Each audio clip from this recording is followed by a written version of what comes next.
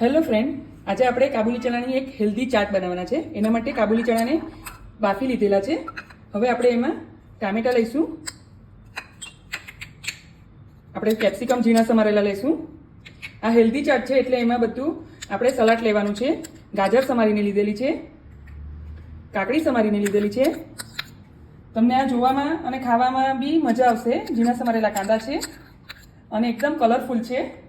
હવે આપણે એમાં મરીનો ભૂકો લઈશે. આપણે એમાં મરચું નથી લેતા. આપણે 1/2 ચમચી મીઠું લઈએ છીએ,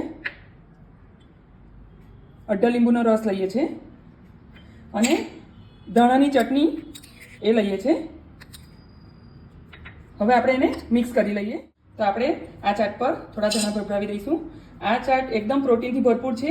જે ડાયટ પ્લાન કરતા છે એના માટે પણ હેલ્ધી છે અને આપણા માટે પણ ટેસ્ટી છે. તો તમે જરૂરથી